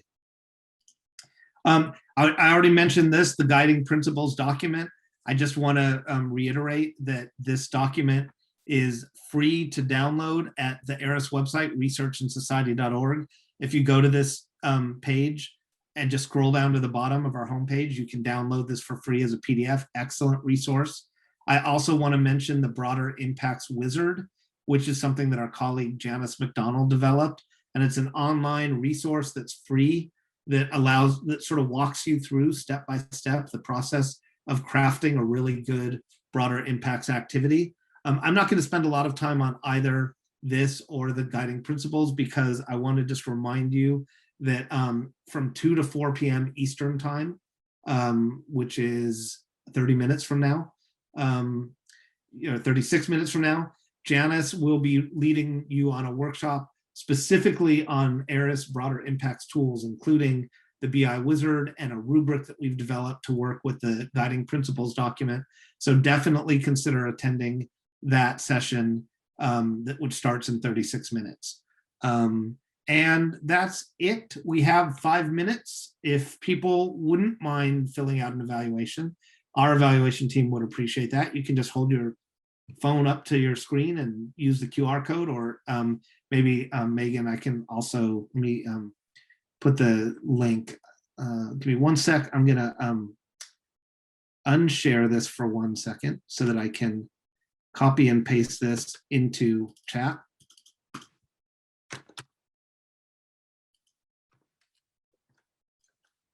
There we go. And now I will go back to sharing it so that you can see the QR code again.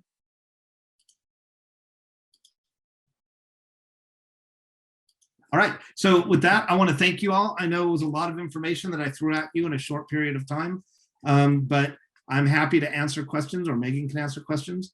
We have 5 minutes, and we hope to see you at Janice's session in a little over a half hour.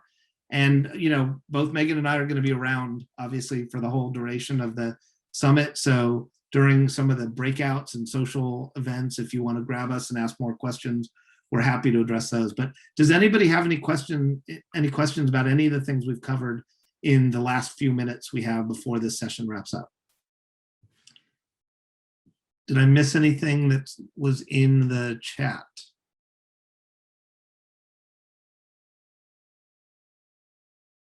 Yes, so Chris, thank you for mentioning Sea Grant offices. There's also Space Grant offices, and some institutions have both. North Carolina State University, which is our North Carolina land grant institution, has both a Sea Grant and a Space Grant program, as well as a cooperative extension office. So those are all great places to work with to identify partners for your broader impacts. Anyone else, feel free to unmute, raise your hand, just shout out a question if you have it.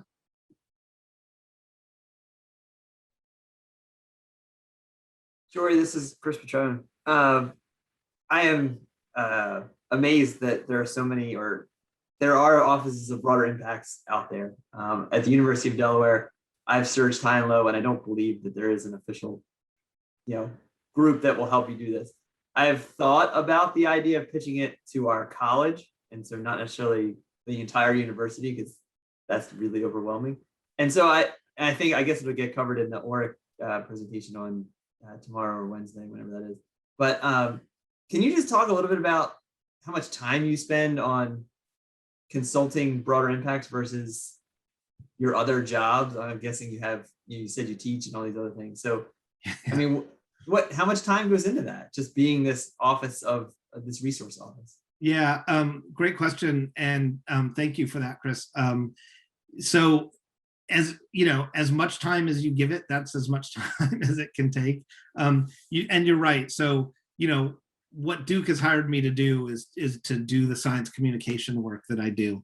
I had been sort of unofficially and informally doing broader impacts consulting at Duke for years, because I had been doing science outreach for years. And so my colleagues who were in biology and chemistry and physics and engineering were always sending me an email saying, hey, I'm working on an NSF grant. Can you help me with the broader impacts? And I would just sort of do it as I could carve out time. And then about 6 years ago, I said, look, I'd like to officially, set up this office and carve out some of my time to do that. It's about, I would say I probably give it about 15 to 20% of my time, which is not nearly enough, right? I could easily do 40 hours a week of nothing but that. At Duke, at one point, I figured out that we have somewhere between 600 and 800 people who regularly write NSF grants as their main funding that they're seeking. If I were helping all 600 to 800 people, there's just no way, right? So I'm a bit selective.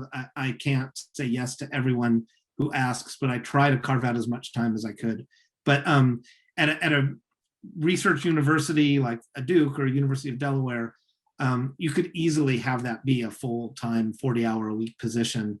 And the reason is because if you're helping people become more successful with writing competitive grants and they're bringing in more grants, it means that more people are going to start writing more NSF grants too. So your success will only beget you more business, I think. Megan, you've done a lot of this at Iowa State. What's your response to that question? I started as a full-time employee. We had a grant very early on to kind of develop a BI support office, and I was a full-time paid employee to help, kind of cultivate the database of partners, to find those researchers who were, really successful at NSF and BI, and those who weren't, and do a lot of training with them.